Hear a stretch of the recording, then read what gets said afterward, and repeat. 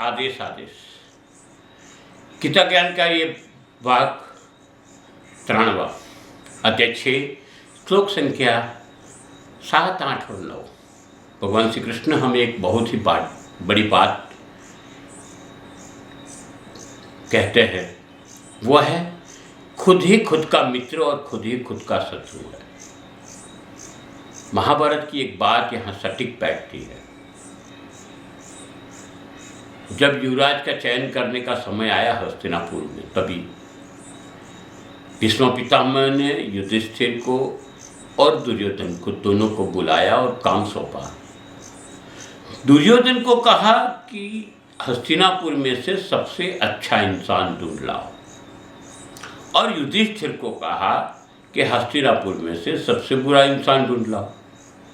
दोनों नगर में गए, कुछ समय पश्चात वापस आए। समझ लो,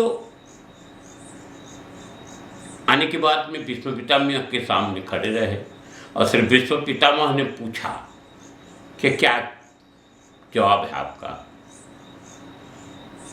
तो सबसे पहले दुर्योधन को पूछा, तो दुर्योधन ने बताया कि पूरे हस्तिनापुर में मेरे से अच्छा कोई नहीं है।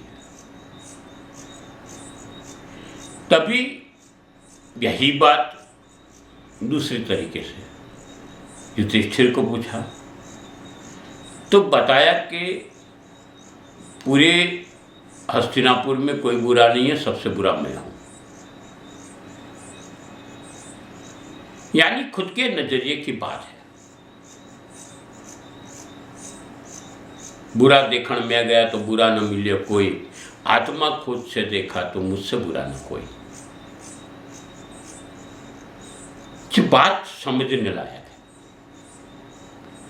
इससे आगे क्या कहा देखते हैं। 7वें श्लोक में बोलते हैं, जिसने मन को वश में कर लिया है उसको परम शांति स्वरूप परमात्मा पूर्ण रूप से प्राप्त हो जाते हैं। उस मनुष्य के लिए सर्दी गर्मी, सुख दुख, मान अपमान एक समान होता है। 8वें श्लोक में कहा कि ऐसा मनुष्य स्थिर चित्त वाला, इंद्रियों को वश में करके परमात्मा को प्राप्त करके पूर्ण संतुष्ट रहता है। ऐसे परमात्मा को प्राप्त हुए मनुष्य के लिए मिट्टी, पत्थर और सोना एक समान है। 9वें श्लोक में कहा, ऐसा मनुष्य स्वभाव से भी सभी का हित चाहने वाला होता है। मित्रों और शत्रु में, तटस्थ और मध्यस्थ में, शुभचिंतक और ईर्षालु में, पुण्यात्मा और पापात्मा में, सब में एक ही भाव रखने वाला होता है। हमने देखा कि हम सब एक ही जगह गलती कर बैठते हैं। मेरा यही चीज हमारे जीवन में शत्रुता पैदा करती है। मेरी जो है वो, जब शत्रुता आती है तो स्वाभाविक तौर पे शांति का क्षय हो जाता है। निसंदेह शांति का जब क्षय होता है तो इंसान खुद में रचा पचा रहता है। तब खुद के सिवा उनको कुछ नहीं दिखता, कुछ नहीं सोचते।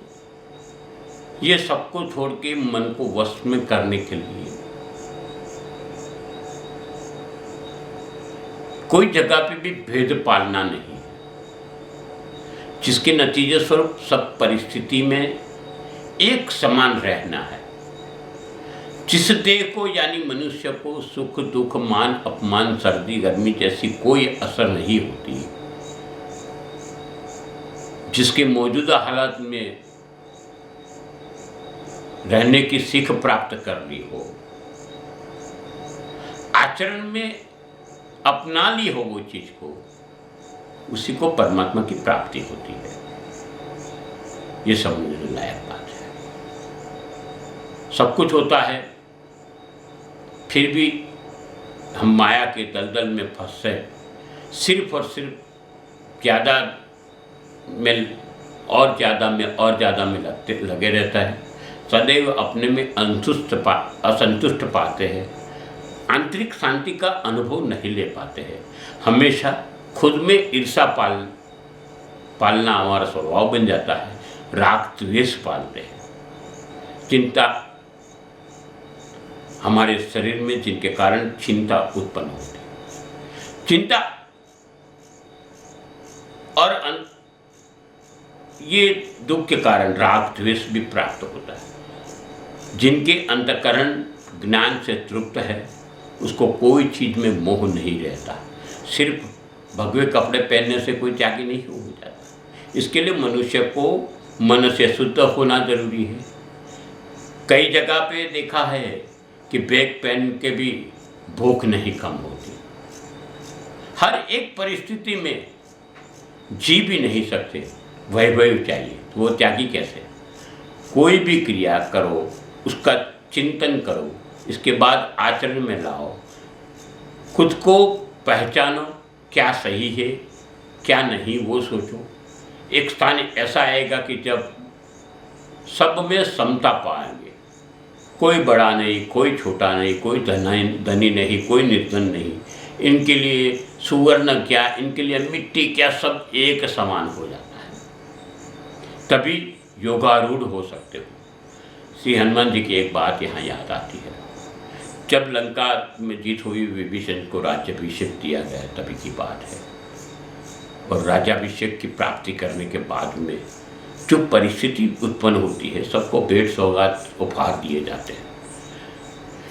कई थाल लाके सीता जी के सामने भी खड़े कर दिए जाते हैं। सीता जी ने बोला हमको कुछ नहीं चाहिए, फिर भी बहुत आग्रह के बस एक मोती की माला ली।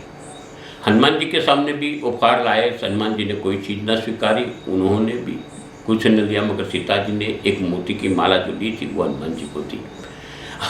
हनुमान जी प्रत्येक मोती के दाने को तोड़ने लगे और ढूंढने लगे कि इसमें राम कहाँ है, राम कहाँ है। तब रामदूत हनुमान के पे गुस्सा हो गए। सीता जी ने पूछा क्या कर रहे हो बस? तभी बोला मोती मेरे लिए कुछ नहीं है, मैं तो हर मोती के अंदर राम है कि नहीं है वो देखता हूँ। राम के बिना मेरे लिए सब कुछ है। यहाँ भी भगवान ने कहा मित्र शत्रु मेरा, अपमा प्रेमी द्वेषी, ये सब कचरा निकाल के एक ही दृष्टि से सबको देखना सीख लेने से ही श्रेष्ठता प्राप्त होती है। हम सब लोग दूसरों का आचरण, दूसरों का कर्म देखते हैं, खुद में झांक कर नहीं देखते हैं। यही मन को सिखाना जरूरी है। ये चैनल आप तक लाती है सनातन की बातें, ये आप तक लाती है गीता की बातें, ये कई चीज़ें लाती है। आपको विनती करता हूँ ये चैनल को सब्सक्राइब करिए, ये चैनल को लाइक करिए। साथ में आपको ये भी विनती करता हूँ कि ये वीडियो को शेयर करिए, लोगों तक पहुँचाइए, क्योंकि ये गीता की बात है। आप सबके जीवन में भगवान श्री कृष्ण और गुरु गोरक्षनाथ जी की कृपा बनी रहे, ऐसी शुभकामना के साथ में अस्तु शुभम भवतु।